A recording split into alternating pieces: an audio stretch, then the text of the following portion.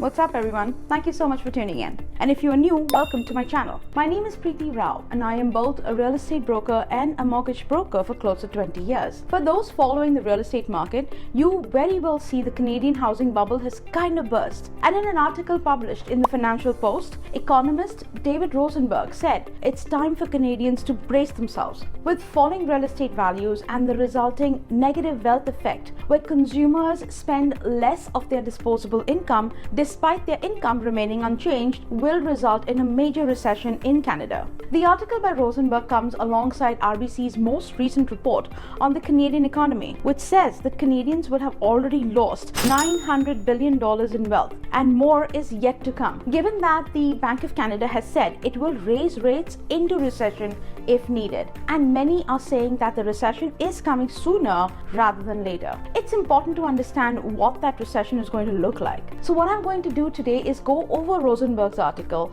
on how the negative effect and declining real estate values will lead into a contraction in Canada's economy. But before I proceed, make sure to like, share, tap the bell icon, hit that subscription button. It gets me motivated to keep you up to date with everything real estate.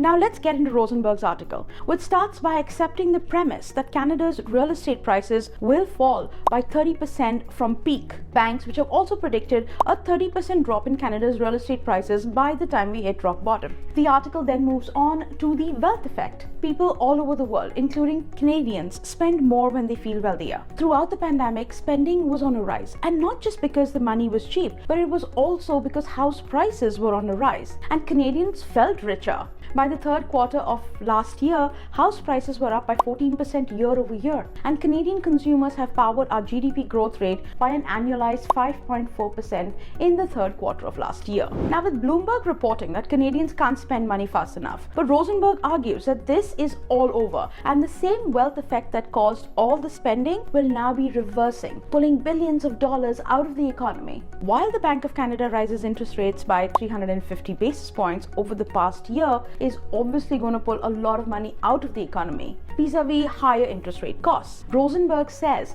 this is only going to be compounded by the negative sentiment caused by a 30% reduction in our house prices. As Canadians feel less richer, they will spend less money. If real estate prices fall by 30%, Canadians will spend about 5% less, which will translate into a 2.5% drop in our GDP. That's a big contraction caused in large part by paper losses and losses in accumulated wealth. But paper wealth, that has a real implication. So we have a 2.5% drop in our GDP caused by the negative sentiment resulting from falling house prices, and added to that, we have a major slowdown in trade resulting from slowing economy in the United States. Rosenberg says Canada could be in for a much worse recession than is currently being predicted. In a new report by RBC saying that Canadians amassed $3.9 trillion in net worth during the pandemic, mostly from higher property values, and the wealth is quickly evaporating.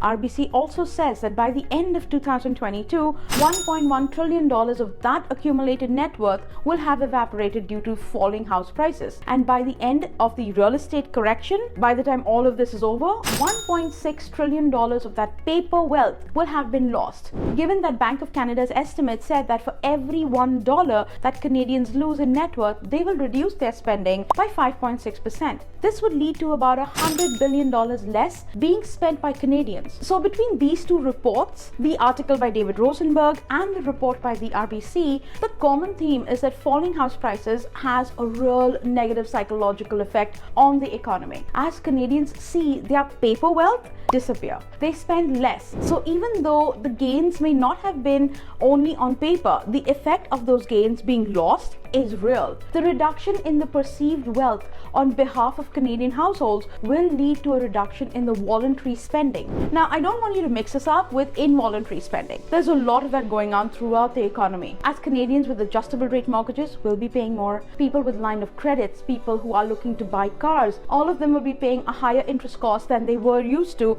and have been paying over the past 15 years. And with more money going to the banks, that means less money is going into the economy. Less money is going into renovations, into restaurants, into travels. Now, Now, make no mistake, this is what Bank of Canada wants to happen. They want Canadians to reduce their spending. They want this negative wealth effect to happen. They want the economy to slow down. Bank of Canada needs to see that they have caused some damage to the economy, that they have caused some unemployment. That will be the real-time indicator that the interest rate hikes are having their desired effect, that they are hurting the economy. The idea is to cause some sort of short-term pain in order to avoid even more pain in the long run. So if you like this video, click on the boxes on the screen. Once again, my name is Preeti Rao. My contact information is in the description box below.